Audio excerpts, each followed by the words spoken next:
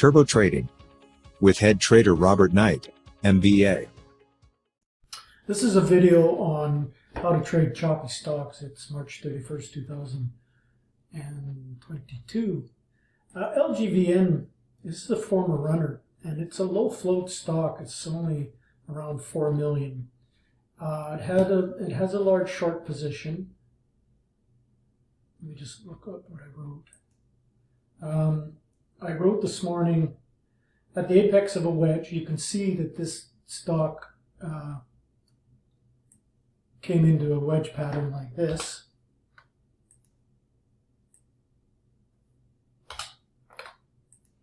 So I said, at the apex of a wedge, stock pops to 983 from 670, now 925, support 865. Targets 1050, 11 1/4. Low float stock, 4.6 million shares. Large short position, 27.4%.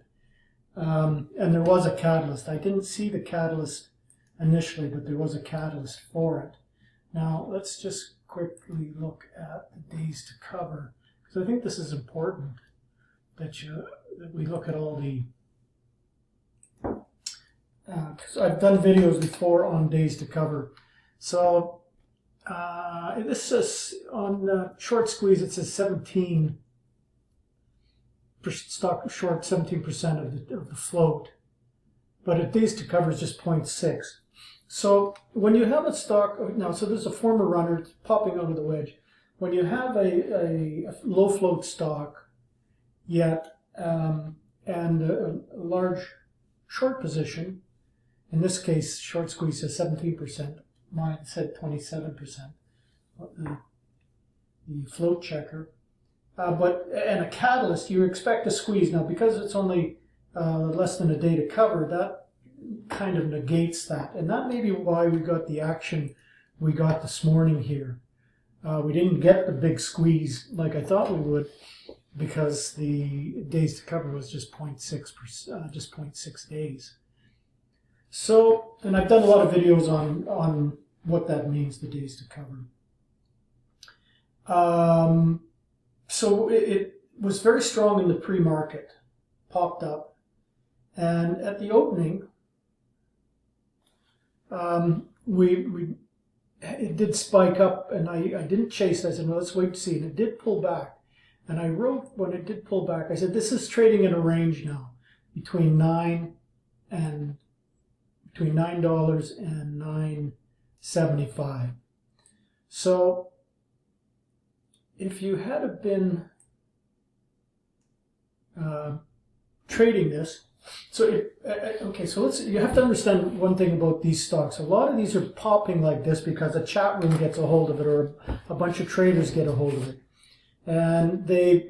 and so they buy it up pre-market, and when it opens and you get a big spike, they sell into that. And then as soon as they sell, you see these big candles here, like this big long wick, 2 of them in a row. That's a signal to get out of the stocks if the next candle's red, which they are.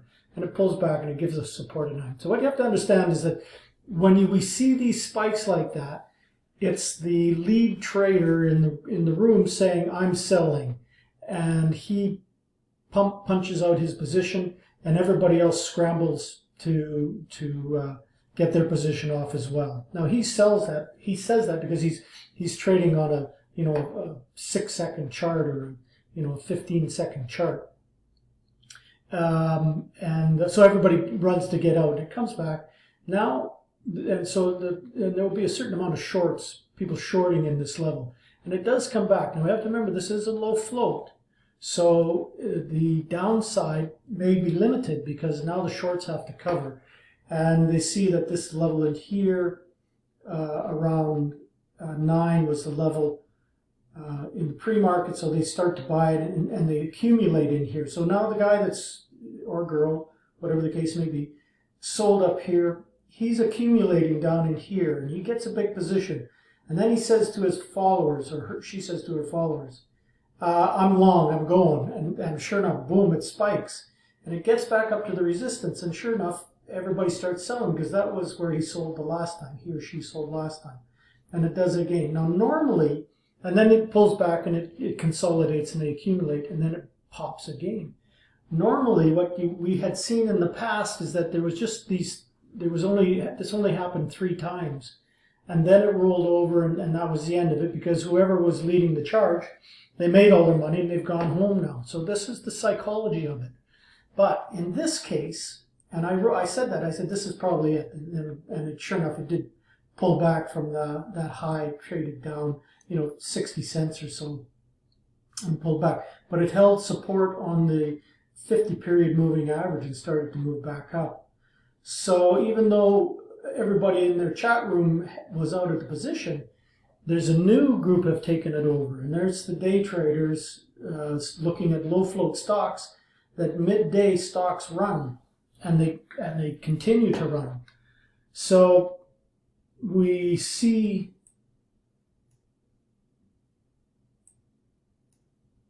when it broke out this time, and I'm going to talk about trading the choppy stocks. When it broke out this time, that's when it really went.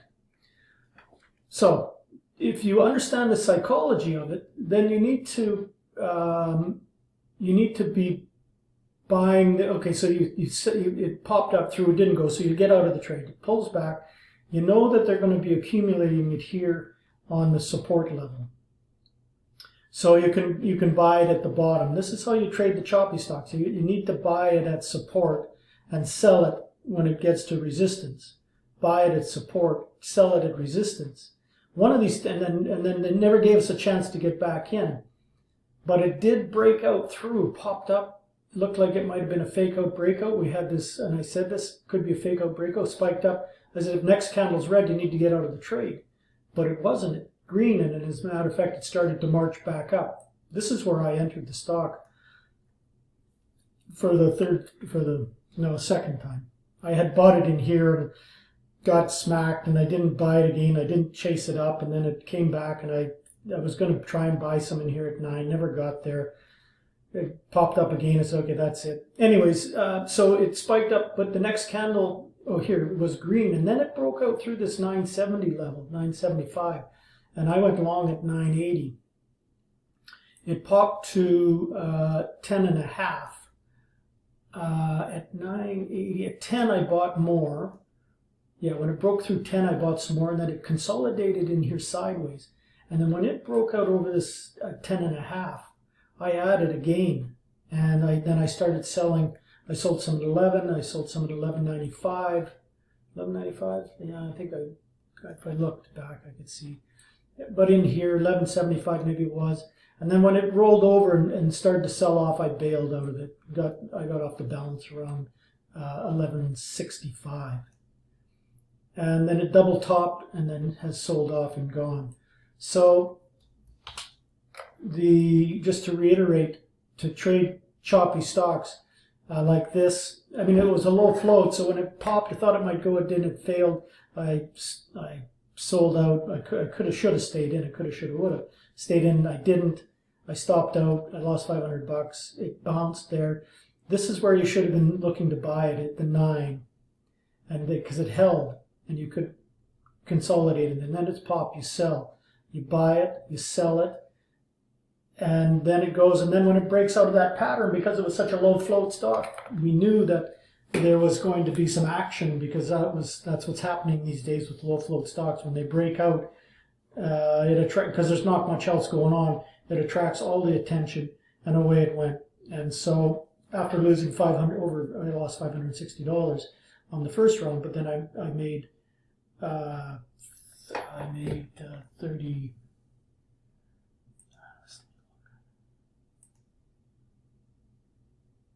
I made 3130. I made $3,130.95 on this move here. So not quite netted $2,500